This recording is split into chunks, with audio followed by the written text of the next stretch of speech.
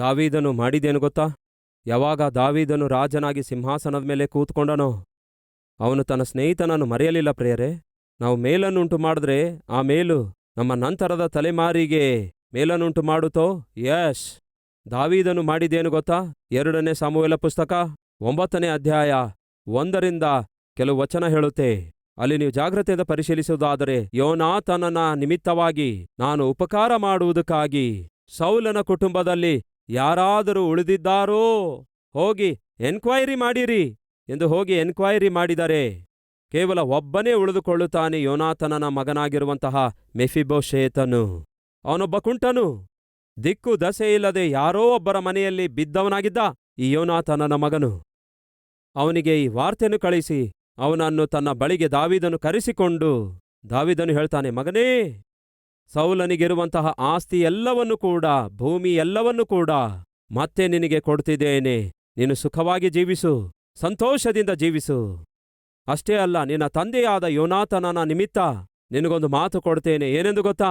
ಇಂದಿನಿಂದ ನೀನು ನನ್ನ ಮಗನಂತೆ ನನ್ನ ಜೊತೆಗೆ ರಾಜನು ಊಟ ಮಾಡುವಂತಹ ಮೇಜಿನ ಮೇಲೆ ಜೀವಿತ ಕಾಲವೆಲ್ಲ ನೀನು ಊಟ ಮಾಡಲೇಬೇಕು. ಯಾಕೆಂದರೆ ವಾಸ್ತವದಲ್ಲಿ ನಾನಲ್ಲ ಈ ಸಿಂಹಾಸನದ ಮೇಲೆ ಕೂತ್ಕೊಳ್ಳೋದು, ನಿನ್ನ ತಂದೆ ಕೂತ್ಕೊಳ್ಬೇಕಿತ್ತು.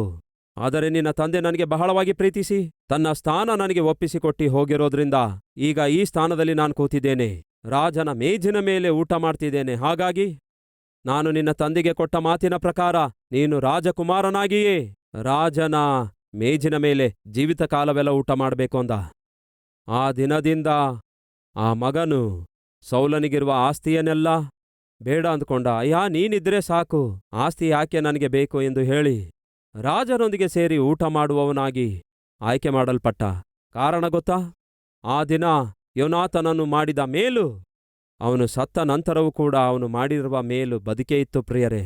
ನಾವು ಮಾಡುವ ಮೇಲನ್ನೇ ನಮಗುಂಟು ಮಾಡುತ್ತೆ. ತಂದೆ ತಾಯಿಗಳೇ, ಸಹೋದರ ಸಹೋದರಿಯರೇ, ಕೇಳಿ, ಭೂಮಿಯ ಮೇಲೆ ನೀವು ಎಷ್ಟು ಮೇಲನ್ನುಂಟು ಮಾಡಬಲ್ಲಿರೋ ಬದುಕಿರುವಾಗಲೇ ಅಷ್ಟು ಮಾಡಿರಿ. ಎಷ್ಟು ಸಹಾಯ ಮಾಡಬಲ್ಲಿರೋ ಬದುಕಿರುವಾಗಲೇ ಅಷ್ಟು ಸಹಾಯ ಮಾಡಿ. ಯಾಕೆಂದರೆ ಈ ಭೂಮಿಗೆ ತಿರುಗಿ ನೀವು ಬರುವುದೇ ಇಲ್ಲ, ಒಂದೇ ಒಂದು ಸಾರಿ ಬಂದಿದ್ದೀರಿ.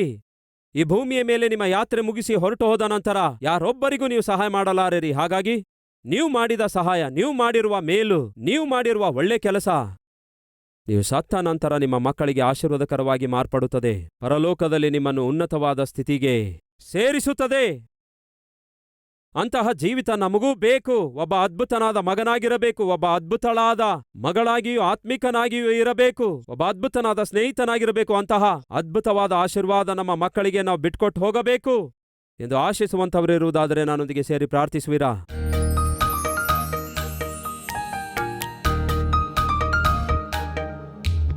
ಮಹಾಪರಿಶುದ್ಧನಾದ ಪ್ರೀತಿಯುಳ್ಳ ತಂದೆಯೇ,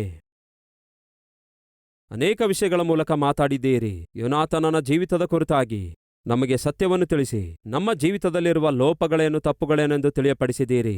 ಯೋನಾತನನು ಒಬ್ಬ ಅದ್ಭುತನಾದ ಮಗನಾಗಿದ್ದನು, ಅದ್ಭುತನಾದ ಆತ್ಮಿಕನೂ ಅದ್ಭುತನಾದ ಸ್ನೇಹಿತನೂ ಆಗಿದ್ದನು. ತಂದೆ ಕೆಟ್ಟವನಾದಾಗಿಯೂ ಅವನೊಬ್ಬ ಒಳ್ಳೆ ಮಗನಾಗಿದ್ದನು. ಮನೆಯಲ್ಲಿ ಆತ್ಮಿಕತೆ ಇಲ್ಲದಿದ್ರೂ ಅವನ ಆತ್ಮಿಕತೆಯಲ್ಲಿ ಮುಂದೆ ವರಿಯುತ್ತಾನೆ. ಮನೆಯಲ್ಲಿ ದಾವೀದನನ್ನು ಎಲ್ಲರೂ ವಿರೋಧಿಸುತ್ತಾ ಇದ್ರೂ ಕೂಡ ತನ್ನ ಸ್ನೇಹವನ್ನು ಮುಂದುವರಿಸಿ, ಆತ್ಮೀಕತೆಯನ್ನು ಮುಂದುವರಿಸಿ, ಆಧಾರವಾಗಿ ನಿಂತು, ಸತ್ಯವನ್ನು ಪ್ರೀತಿಸಿ, ಸತ್ಯದ ಪರವಾಗಿ ನಿಂತು, ನಿಮ್ಮ ಮಗನಾಗಿ ನಿಂತ, ಒಳ್ಳೆ ಸ್ನೇಹಿತನಾಗಿ ನಿಂತ, ತಾನು ಮೇಲನ್ನುಂಟು ಮಾಡಿ ತನ್ನ ನಂತರದ ತಲೆಮಾರಿಗೆ ಮೇಲನ್ನೇ ಬಿಟ್ಟು ಹೋಗುತ್ತಾನೆ. ಇಂತಹ ಕೃಪೆ ದೇವರೇ ವಾಕ್ಯ ಕೇಳಿದ ನಮ್ಮೆಲ್ಲರಿಗೂ ಅನುಗ್ರಹಿಸಿರಿ. ನಾವು ಕೂಡ ಒಳ್ಳೆ ಸ್ನೇಹಿತರಾಗಿರಬೇಕು, ಅಷ್ಟೇ ಹೊರತು ದ್ರೋಹ ಮಾಡುವವರಾಗಿರಬಾರದು. ನಾವು ಮೇಲನ್ನುಂಟು ಮಾಡುವವರಾಗಿರಬೇಕು ಹೊರತು ಕೇಡನ್ನುಂಟು ಮಾಡುವವರಾಗಿರಬಾರದು. ತಂದೆ ತಾಯಿಗಳು ಎಂಥವರಾದಾಗಿಯೂ ಕೂಡ ದೇವರೇ, ಪ್ರತಿ ಮಗನು ಪ್ರತಿ ಮಗಳು ತಂದೆ ತಾಯಿಗಳನ್ನು ಪ್ರೀತಿಸಬೇಕು, ಅವರನ್ನು ಸನ್ಮಾನಿಸಬೇಕು. ವೃದ್ಧಾಪ್ಯದಲ್ಲಿ ಅವರನ್ನು ನಿರ್ಲಕ್ಷ್ಯ ಮಾಡಬಾರದು.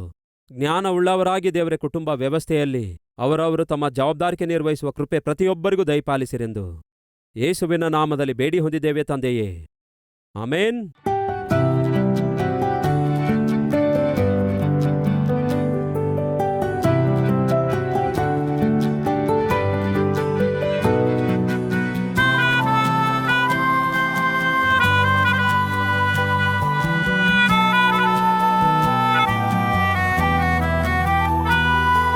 ಈ ದಿನ ಸಾರಿದ ಸಂದೇಶ ನಿಮಗೆ ಆಶೀರ್ವಾದಕರವಾಗಿರುವುದಾದರೆ ಲೈಕ್ ಮಾಡಿರಿ. ಇಂಥ ಅದ್ಭುತವಾದ ಸಂದೇಶಗಳನ್ನು ಪ್ರತಿದಿನ ನೋಡಲು ಆಶಿಸುತ್ತಾ ಇದ್ದೀರಾ? ಹಾಗಾದರೆ ಸಬ್ಸ್ಕ್ರೈಬ್ ಮಾಡಿ, ಹಾಗೆಯೇ ಬೆಲ್ ಐಕಾನ್ ಕ್ಲಿಕ್ ಮಾಡಿ ಅನೇಕರಿಗೆ ಈ ಸಂದೇಶವನ್ನು ಶೇರ್ ಮಾಡುವ ಪ್ರಯತ್ನ ಮಾಡಿ.